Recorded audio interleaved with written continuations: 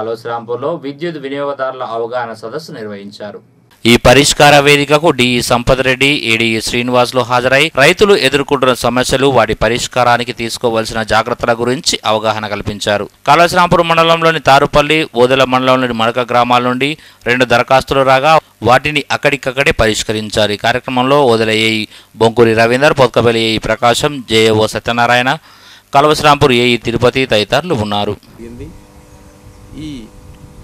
ఈ వేదికను ఎందుకు అంటే వినియోగదారులకు మరింత కంపెనీ దగ్గర కావడం కొరకు వారి యొక్క సమస్యల్ని మేము అక్కడ ఉంటే పరిష్కరించడం, వాళ్ళంత దూరం రావడం కష్టమవుతుందనే భావంతో వారి వద్దకే మా కంపెనీ వచ్చేసి వారి సమస్యలను ఏమైనా ఉంటే తెలుసుకొని త్వరితగతిన పరిష్కరించే వీలు కొరకు ఈ వేదికలను ఏర్పాటు చేస్తున్నాం.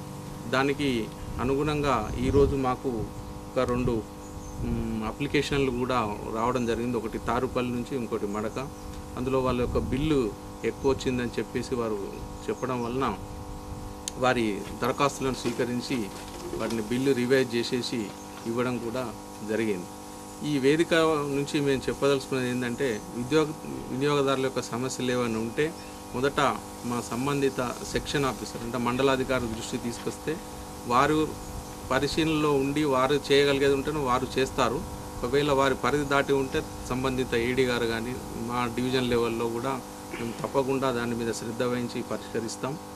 ఈ సందర్భంగా ఇంకొకటి రైతు సోదరులకు చెప్పేది ఏంటంటే ప్రభుత్వ ఆదేశాల ప్రకారము మేము 24 గంటల కరెంటుని జూలై 16 నుంచి ఇవ్వడం జరుగుతూ ఉంది. అందులో భాగంగా ఇంతకుముందు 9 గంటలు 7 గంటలు ఉన్నప్పుడు రైతు సోదరులందరూ ఆటోమేటిక్ స్టార్టర్లను ఏర్పాటు చేసుకోవడం జరిగింది. ఆ ఆటోమేటిక్ స్టార్టర్లను ఇప్పుడు వాటి అవసరం లేదు. 24 గంటలు కరెంట్ వస్తుంది కాబట్టి మీరు ఎప్పుడంటే అప్పుడు వెళ్ళి పొలంలో నీళ్లు పెట్టుకోవచ్చు. కాబట్టి రైతు సోదరులందరూ వారి యొక్క ఆటోమేటిక్ స్టార్టర్లను ఇమ్మీడియట్గా తీసివేస్తే దానితోటి మనకు లాభాలు ఏంటంటే మోటార్లు కాలిపోకుండా ఉంటాయి, నీళ్ళు అయిపోయాక మోటార్లు కాలిపోకుండా ఉంటాయి, నీరు భూగర్భ జలము వృధా కాకుండా ఉంటుంది, అలాగే విద్యుత్తు కూడా వృధా కాకుండా అరికట్టిన వాళ్ళు అయిపోతారు. ఆ మార్కెట్లో కిసాన్ రాజా అని ఒక ఐటమ్ దొరుకుతున్నది సెల్ ఫోన్ ద్వారా.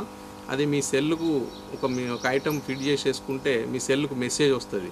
ఏమొస్తుంది, మీ ఇలా నీళ్ళు అయిపోయినాయి, కరెంట్ వచ్చింది, ఆన్ చేయండి, ఆఫ్ చేయండి అని మెసేజ్ వస్తుంది. దాని ద్వారా మీరు ఇంట్లో ఉండి కూడా ఆపరేట్ చేసుకోవచ్చు. అది మార్కెట్లో 4 నుంచి 5,000 మధ్యలో మంచి బ్రాండెడ్ ఐటమ్ కూడా దొరుకుతూ ఉంది. దాన్ని ఉపయోగించుకున్నట్టయితే పెద్ద రైతులు వాళ్ళు అక్కడికి వెళ్ళి చేయకుండా వేరే పని మీద వెళ్ళినా కూడా వాళ్ళకు చాలా సౌకర్యవంతంగా ఉంటుంది. ఎల్ఈడి బల్బ్స్ వచ్చాయి. దాంతో ఏంది, అది తక్కువ కరెంటు తీసుకుంటుంది, ఎక్కువ వెలుతురుని ఇస్తుంది. అట్లే మన ఫ్యాన్లు కూడా మనకు 300 రూపాయల ఫ్యాన్ దొరుకుతుంది, 1500 రూపాయల ఫ్యాన్ దొరుకుతుంది. గాలిలో కూడా మీరు తేడా అబ్జర్వ్ చేయొచ్చు. 300 రూపాయల ఫ్యాన్ ఫుల్ స్పీడ్ తిరుగుతుంది, దాని కింద కూర్చుంటే కానీ గాలి వస్తుంది. సో కానీ అది కరెంట్ ఎక్కువ తీసుకుంటుంది. కాబట్టి నాణ్యమైన పరికరాలు వాడితే తప్పకుండా మీ కరెంటు బిల్లు తగ్గే అవకాశం ఉంటుంది.